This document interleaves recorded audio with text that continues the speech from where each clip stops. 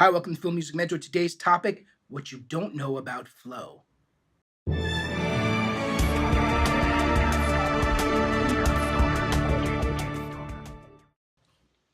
What you don't know about flow.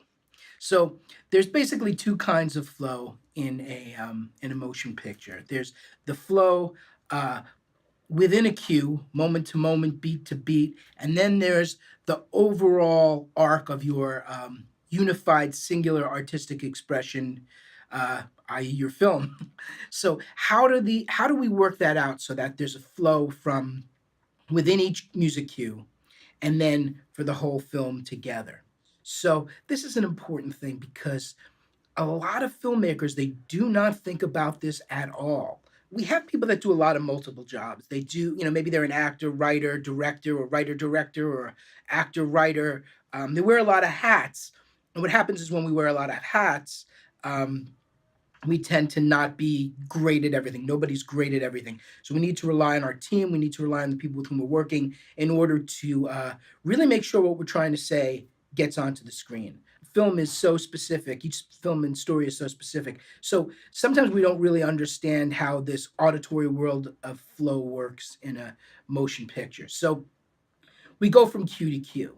We want every beat in the story to be addressed. And by being addressed, that might be leaving it alone, but it should be addressed, at least in your thoughts. A couple of recent projects made wonderful use of flow. So there was one pilot I was doing, and one producer said he wanted a piece of music in a certain kind of montagey scene to seem like it was coming from the character's cell phone. And it's a good idea. It's a great concept. And this is a smart guy.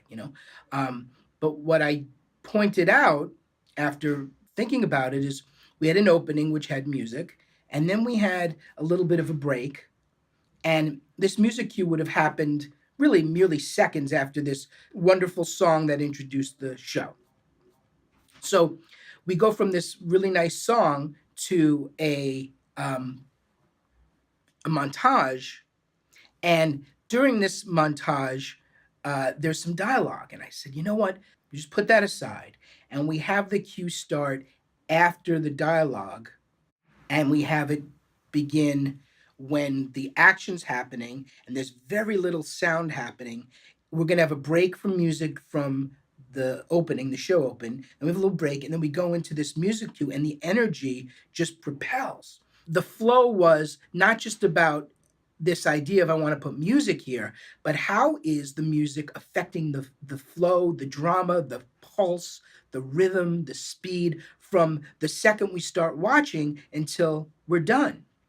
So another example is a film I just finished, scoring and mixing, called Ring of Faith. It's a documentary about boxing, and it poses the question: is boxing a sin? And all these particular boxers who are in the film, they're people of faith. But since there's so much talk about faith from the boxers, the music doesn't need to address that. I created rhythms using boxing sounds, speed bags, punching bags, actual punches, sound effects. And I would create these different rhythms for most of the cues. Maybe 75% of the cues had this aspect to it. And then blended it with two or three melodic themes, and the music would be perpetually varied. So, one thing, and this is all about flow, I tend to not use the same piece of music more than once. What I'll do is I'll take the piece of music and I'll alter it. I'll change the speed, I'll change the instrumentation, I'll change the key that it's in. And so every time you hear it, it's fresh.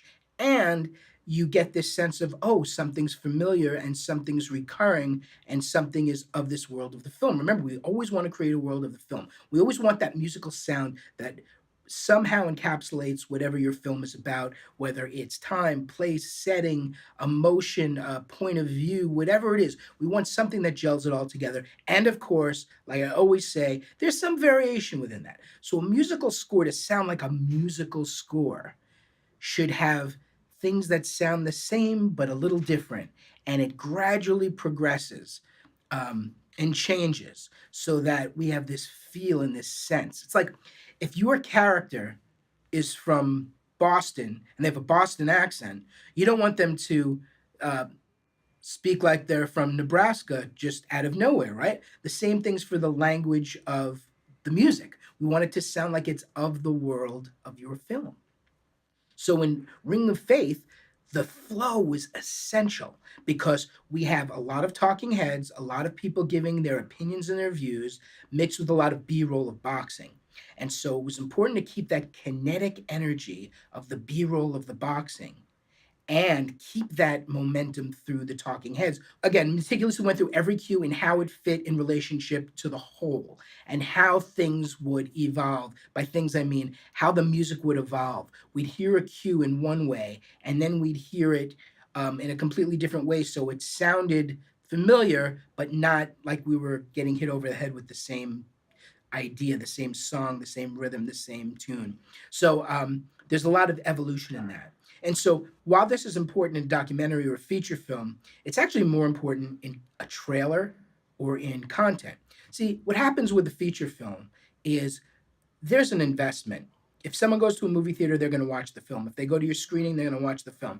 But in content, we really want to make sure this flow happens. The biggest mistake is people throw in a piece of music, they license one library track, and then they just let it run. And if your content is, God, if it's even 30 seconds and that music doesn't evolve, it's going to kill your content. People will lose consciousness. They will not enjoy it. If it's a sizzle reel, that music must evolve, it must change, it must flow, and it must build. It has to keep the attention of the audience. Remember, film, TV, content, documentaries, they're audio visual mediums. And if you ignore the audio, you're in big trouble because every time something on screen happens and it coincides with something in the ears, a magical thing takes place. The mind focuses on it. And that's why you want to get your flow down to a science. You want your flow smooth. You want to move in and out of music and silence. Some cues you may want to have an impact and shock the audience. Some cues you might want to have come in. You may want to fade out where there's nice room ambience. Like I would consistently come out of cues in Ring of Faith with coming into a boxing gym where all these great sounds and there's a lot of room noise and someone's being interviewed, but we feel that excitement of going from one sound to another. Unless you have some breathtaking view to watch, you best have something for people to hear as they're experiencing your film. Flow is important. It's a sense, and it's a very keen sense. And if you're a composer, or an editor, or sound person, you think about this stuff all day. And if you are a little more visually inclined as a director, which happens, sometimes you don't pick up on these things. You want your film or your project to always aim to the highest common denominator. So you want the flow of your audio to be really tuned in, really keen. You don't want to lose the audience by having lapses of good sound, creating a smoothness for the audience so that they're not aware they're watching something, that they're viscerally involved and feel like they're experiencing something. So that's why we need flow. You need to think about flow. Just to recap, content, trailers, these flows are so important because you're really trying to attract people to a larger project or a company or a product, right?